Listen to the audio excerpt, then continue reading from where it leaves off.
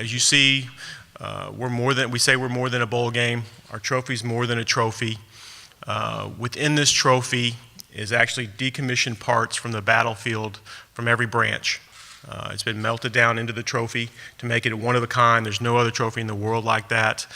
We also have our namesake battleship, the USS Fort Worth. A piece of that is melted into there. Lockheed Martin has a C-130 piece that's in there as well. So whoever's going to hoist this trophy on Friday is really going to have something special to put back in their trophy case when they take it back to the school. Well, University of Houston is excited to be here and play in a great bowl game. Everybody talks about the Armed Forces Bowl. It's a privilege for us to come up to Fort Worth and take part in this game, and we're excited to be here. Coach Rudolph? I feel very much the same. It's thank Lockheed Martin and thank the Armed Forces Bowl. We are excited to be here, really for a lot of reasons. I'm sure Coach Gibbs feels the same. A chance to play that one last game with your team in honor of a great group of seniors. And I think the fact that you're playing in a bowl such as the Armed Forces Bowl, where you get a chance to not only play a great game, but to play it for something that means so much, honoring the 5 branches of the armed services. I mean, that's the military, that's everything, and our guys are going to take a lot of pride in that. And then finally, like the game itself, two great matchup. A lot of respect for Houston and how they play. It should be fun. Coach Gibbs, you've seen a little bit of tape now on Pittsburgh. Kind of give your assessment of the Panthers. I'm scared to death. These guys, I tell you what, and I've coached a lot of football at a lot of different levels, from top to bottom, starting with their offense. Got a great running back, everybody knows, great wide receiver. I told our media the other day their offensive line's the best one that I've seen in my 2 years at Houston. Big, strong, physical football team on offense. They control the ball, control the clock. On defense, you hate to say it as a defensive guy, but they're well coached. They play hard. They're physical. I said the other day they remind me of the Pittsburgh Steelers because that's who they are. That's their identity, and that's how they play football. We're a spread team. We're a finesse team. That's what we are. It's going to be a tough challenge for us, and everybody can think I'm blowing smoke, but our kids know we got our hands full, and it is what it is, and so we're going to go out there and fight them and do the best we can, and see what happens for 3.5 hours on Friday afternoon. Joe, your comments about Houston? Really impressed watching Houston. I think the thing that stands out to you is playmakers. They got a lot of guys that make a lot of plays. You start with their defense, and the way they turn the ball over, that changes games. And I think our guys understand that we're going to have to take care of the football, but they do a wonderful job of making that happen and play physical and flying around. And offensively, their offense running through the quarterback is dynamic player, and they got people around them that do the same. So we're going to have to be sound, and we're going to have to chase that ball and make plays. Special teams the same. They got some dynamic players in the return game, and the challenge is going to be all around. And I think for both of these groups, I think coming together to play this one, there's mutual respect. You talked about challenges, David. Obviously taking over the team in December and so forth. What have you seen during your bowl preparations, and how has the team accepted I don't want to say a new coaching staff, but a new change at the top? Well, it's tough on everybody. Let's be honest. We won 7 football games, and our head coach got dismissed, and so we're fighting through. The kids, taking on Coach Herman as a new head coach, and you're also talking about a bunch of assistants who are looking for jobs. So it's a challenge. Our kids, they're resilient. They've practiced hard. They practice with a lot of enthusiasm, and I think they've gotten better over the bowl practices, which is, as a football coach, no matter what level you're on, that's what's important. So we'll keep working. We got a few more days before we play, but the kids they've been outstanding. Joe, for you, obviously your coach moved on to Wisconsin. So how's it been for you during the preparations for the bowl?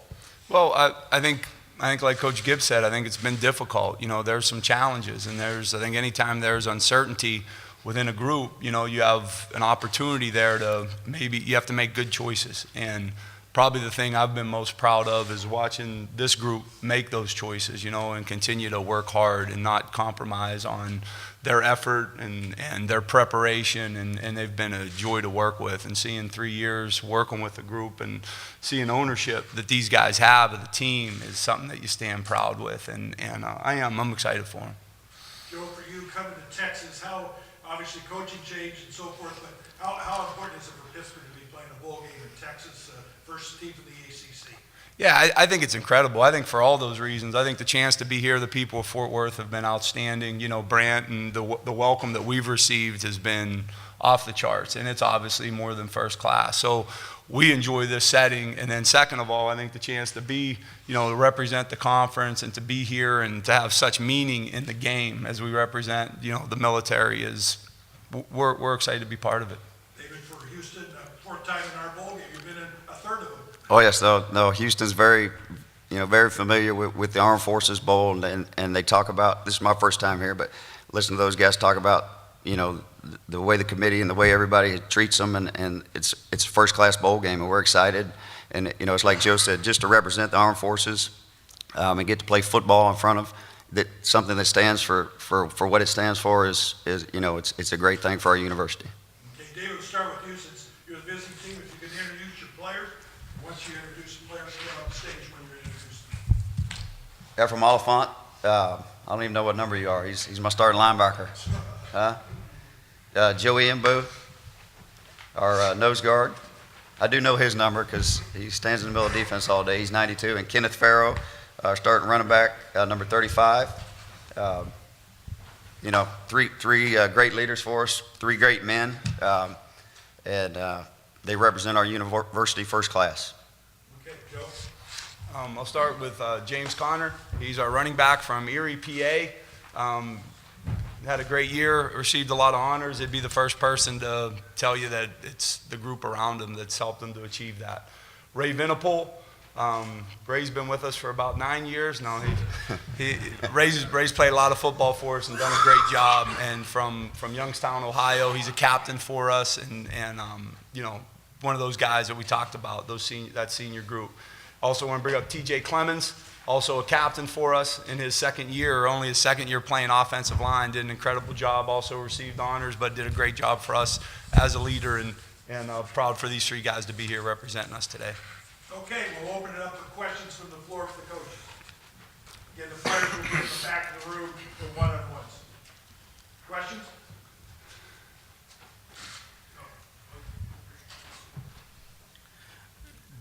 Hey, David. Just wanted to ask you about your defense and when you took the job, maybe what you saw immediately, and then at what point did they buy into what you wanted to accomplish? Well, to the kids' credit, they bought in from day one. I mean, they were looking for an identity. I talked about Pittsburgh's identity. They have one. University of Houston's defense did not have an identity. Their offense has always had an identity. Down through the history of the great quarterbacks. The run and shoot, and now turned into the so-called spread offense. But defensively, really didn't have an identity, and I think they realized within one day that we were going to have an identity. And to the kids' credit, they bought in, and it's like anything else. Once a turnover comes, they come in batches, and all coaches know that, and all players know that. And because we got some early, a year ago, it's something that the players bought into, and it's been contagious, and hopefully it continues on Friday. Another question right here, please. Yeah, if you can expand on that a little bit, when you're trying to make your identity being able to turn the ball over, how do you coach that? I mean, what's different about what you guys do than what most teams are doing? The truth is, there's really nothing different. All coaches, you go to clinics, you talk to your friends, you're always asking for drills, how to protect the football, and also how to get the football out and create some turnovers. We got some guys who have a knack at doing it. As far as stripping and ripping the ball out, these guys will tell you it's hard. It's hard when you got one guy hitting you, and all of a sudden you're trying to protect yourself from that guy, and the next guy comes and you don't see him coming, and he's trying to rip the ball out. But the truth is, there's nothing magical about what we do.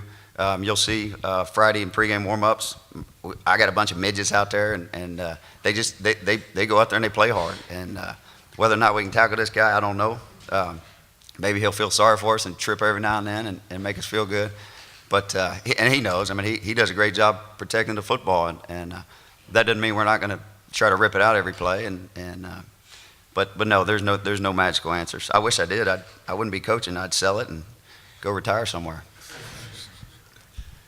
Hey, Joe, you guys had a ton of momentum at the end of the regular season with the 2 wins, a big win against Miami. Is it possible to keep that going over the last month, not only with the long layoff, but obviously with everything that's sort of happened in between now and then?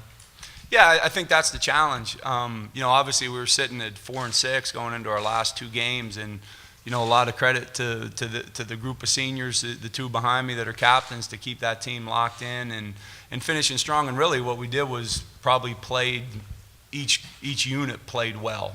Finally kind of putting that 3 phases together, but that's the challenge for this bowl. And I think that's where you lean on the closeness of this team and their relationships, and feel great about that. Feel great about their prep. Joe and David, you guys both addressed this a little bit, the uniqueness of both being interim coaches in this game. I guess what I want to ask is, a lot of times when teams go to bowl games, you hear different philosophies here. We're trying to finish off this year for some guys and seniors, and we're trying to look ahead for the new guys. How is that a little different, though, with the situations in which you guys are in, knowing there's 2 new head coaches coming in right after that? I think really it's your job to make sure it's all about the players. That's why you're in this position, and it's an opportunity for you to do that and do the right thing. And for these guys, you want it. You want to send the seniors out right, and you want guys to rally around them, and you want to talk about that core group, what they have a chance, how they have a chance to finish this year, and what they got to have the opportunity to build on going into next year. So that's your talk with them each day. Yeah, we're professionals, and our job is to get these young men to get better and to play hard, and that's what we get paid to do. And you put all the circumstances behind you, and you go out there, and you're a football coach, and that it is what it is, and you do your job. And the kids, they look for leadership. They want to be coached, and if you coach them and you point them in the right direction, they will follow you if you're a leader, which I know Joe is, and I know I am too. So it'll be a great football game. 2 totally contrasting styles of football. It's going to be interesting. This is for Joe and David. If you could just elaborate a little bit more on your seniors and how they help you get to this game. Joe keeps talking about his senior class. We got a great senior class, and they are the leaders of our football team, and they work hard, and they've won a lot of football games at Houston. It just. And the young guys, it doesn't matter what you say, they respect older guys. They respect guys who have done it. And I always talk about video validation, and you are what you put on tape. Well, as young football players, you watch the guys out there playing in front of you, and you know what it's going to take for you to get out there. And no matter what anybody says, your seniors are your team. And if your seniors, if you're 4-6 and your seniors say, hey, I'm going to worry about the NFL and I'm going to worry about this and that, they don't win their last 2 games, and they don't come in here rolling like they did, which is a compliment to their seniors. We've been fighting and scratching and clawing all year to find our identity as a football team, and I think our seniors have done a great job. Take a couple more questions.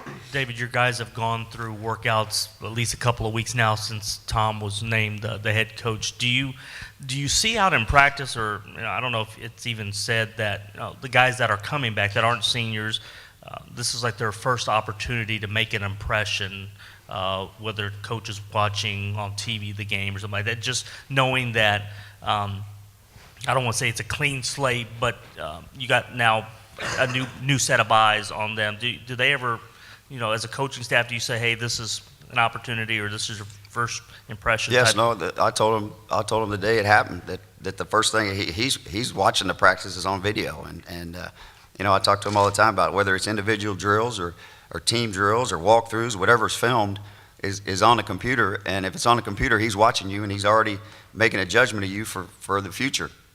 And not that they need that motivation, but yeah, I mean everybody knows that doesn't matter what they've done in the past.